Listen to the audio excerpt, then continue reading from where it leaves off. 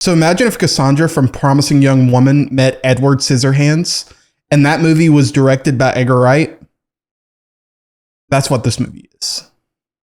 And here's why people are wrong. Lisa! Does he have more of a basketball bod or a football bod? He doesn't play sports. I tend to his grave. I talk to him. I wish I was with you. That's really weird, Lisa. So, I watched the newest Diablo Cody written film, known for Tully and a bunch of other things, and Jennifer's Body, I believe. Haven't seen that one, but I really like Tully a lot. And this movie was directed by Zelda Williams, daughter of Robin Williams. And so, yeah, I was super interested in this one. I really like the idea with the trailer that pitched. I don't know that the trailer was a great trailer for this film, but I really enjoyed it. This movie is called Lisa Frankenstein. It's set in 1989. It's about a misunderstood teenager in high school who has a crush, but then ends up meeting I guess a Frankenstein Cole Sprouse, and things ensue, and it does not do what you think it's going to do. I think a lot of people watch this trailer and expected it to be something similar to like Twilight. It's got so much more depth than that, I think. And it's got so much more a lot more personality than that. I really enjoyed this movie a lot. Cole Sprouse, fantastic. He's pretty much in a non-speaking role, and it really works. I didn't know what to expect, but my man's really knocked it out of the park. Like, his physical humor is like turned up to 100, and it works.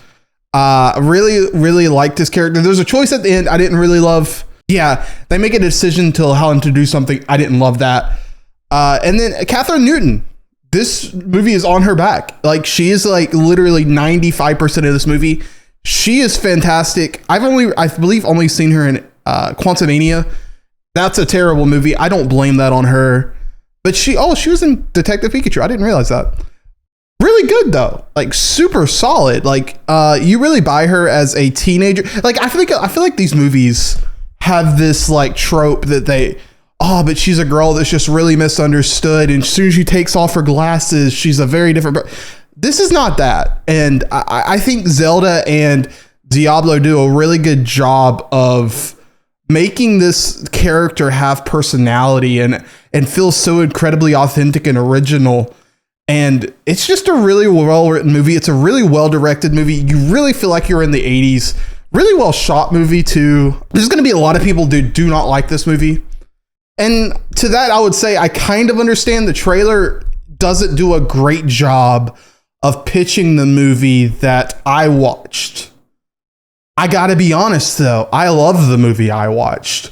I heard a lot of negative buzz going into this movie, so I was a little let down. And so maybe that affects my opinion a little bit, but dude, I like this one a lot. I don't know what I really expected, but I feel like I got a movie similar to like the cleverness and originality of like a Edgar Wright film mixed with like classic vintage Tim Burton. And that's what the doctor wanted.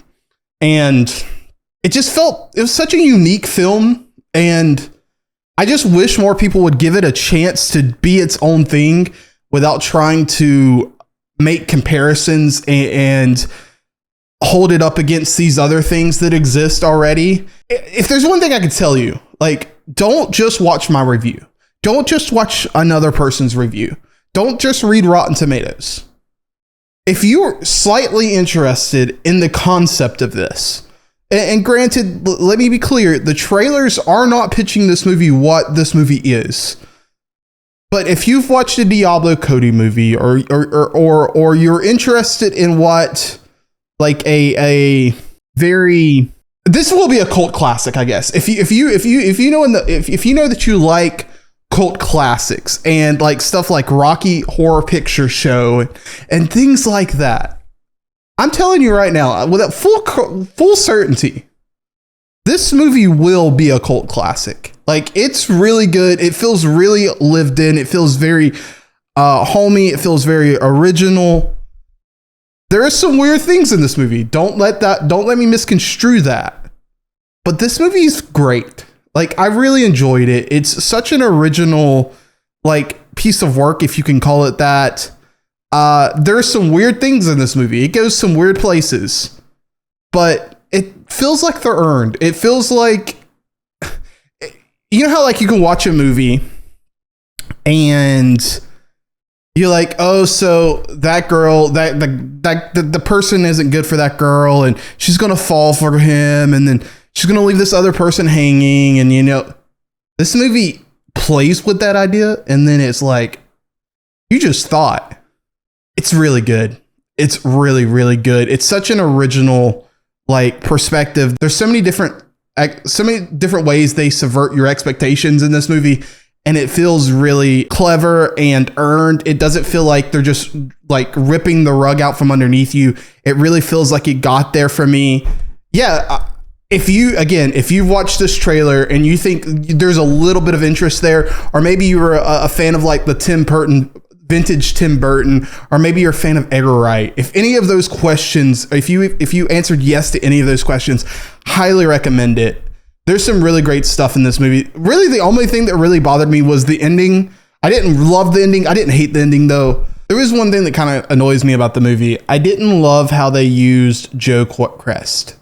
I feel like they watched Stranger Things and they were like, yo, I really want that dad. I really want that character that he brought to life. And instead of like looking at other actors that maybe could potentially portray that from inspiration, they're like, yeah, let's just go grab him and ask him to do the same exact thing that he did in Stranger Things. If that's my really only complaint, I'm okay with it. I really enjoyed this movie. Again, please give it a shot. Don't just look at the Rotten Tomatoes score. Don't just look at Letterboxd. Don't just look at any other movie review on YouTube. Just, if you're interested, just walk in with an open mind and just give it a shot. I think there's a real possibility you would enjoy it. Again, there's some weird things in this movie, but what cult classic does not have weird things? If you like what you see here and you want to see more or listen to any other reviews, there's one right here. Thank you so much for watching. If you like it, please subscribe, like. It really helps the algorithm. And if you haven't seen the movie, drop your expectations with an emoji. I'll see you guys next time. Adios.